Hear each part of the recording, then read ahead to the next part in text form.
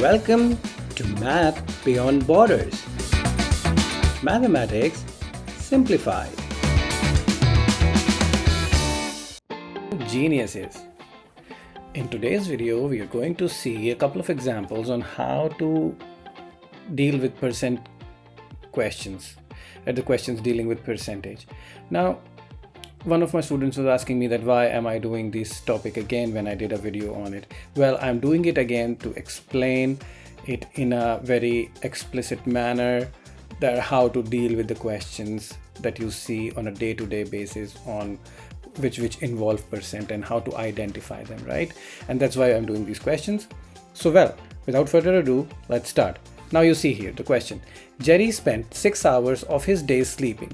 What percent of the day is still left and what percent did he spend, right? So what we have to do is, in one day, how many hours do we have? So in one day we have 24 hours, right? He slept how many hours? 6 hours, right? So how much is left? So 24 minus 6 equals 18 hours, right?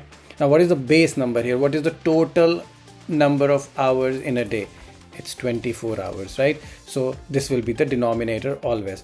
So let's do it one by one. So for example, if I have to calculate what percentage of the day he slept, so what I will do is I will do 6 hours slept hours over total number of hours times 100, right? Now I'm not going to get into this calculation. I hope you know how to do it. The answer will be 25% of his day he spent sleeping. Okay. Now the other question was here, what percentage did he spend? So he spent 20. What percentage of day is he left with? So let's calculate that now. Now if you remember, when we did the calculation, he was left with 18 hours. So let's write it here. Left 18 hours, right? Now there are two ways to calculate this percent, but we will stick to one, our usual method. What are we talking about? We are talking about what percentage is left out of what? Out of the total of 24 hours times 100, and when you will calculate it, it will be 75%. Yes, that's one way. Cool. I'm just writing it here the other way. You should not deal with it like this. You should stick to this way of dealing with it, okay? But when we calculated the slept percentage, it came to be 25%, right? So when 25% was slept, what will be left will be 100% minus 25%, right? Which will be equal to 75%. So same answer you can calculate like this as well. It's better to show the calculation and understanding, so that's why we did it like this. Both are right. Okay, cool. So now let's move on to the next example and let's see how sometimes we will have to work percentage backward. Okay, so in this question, as you see, if Karuna spent 50% of her money on shoe, 25% on a book, and 10% on a chocolate, and she's still left with $300. What is the money she started with and what are the prices of each of these things? Now that's a pretty complicated question. Okay, it requires a lot of steps, so let's head straight on. So let's see. So she spent on shoe 50%, she spent on books 25%, and she spent on chocolate 10%. Cool. What is the total of this? 85%. So she spent 85% of the money. What is she left with? $300. So in percent, what is she left with? So she is left with 15% of the money, right? Because 100 minus 85 will be 15%. So when she's left with 15%, which is $300.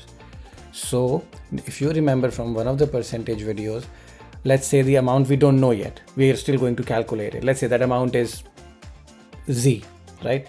So 15%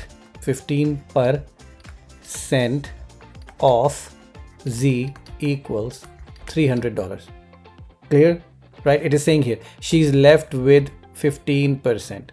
with $300, and when we calculated it in percent, it came out to be 15%, right? So we did 15% of this unknown amount is $300, and now we will do the calculation, and it will be, so Z will be equal to $2,000.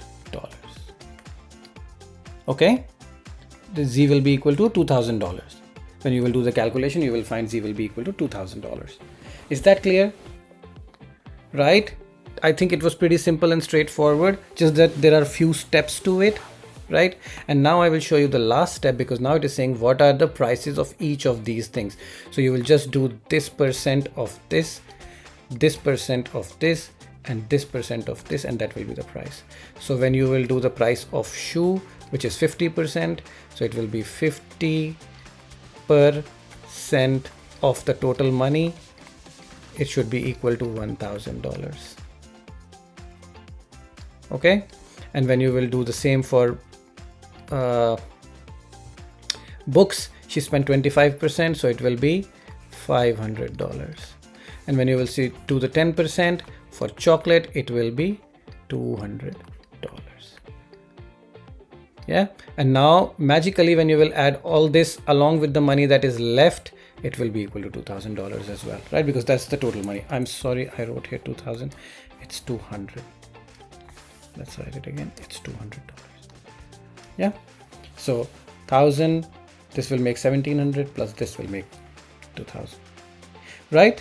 So many steps. First we found out what was the percentage that was spent on each of them. Then we found out what was the percentage in total, right, that was spent.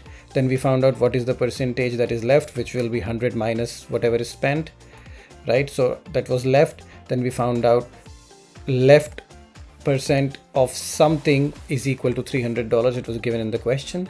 So we found the total amount, and then we found price of each of the commodities. Okay, not so easy, right? Thank you for learning with us. Please share the video with those who you think may need it. Also, if you want to request a topic, put that in the comments section. So until the next video, keep learning, keep questioning. Bye.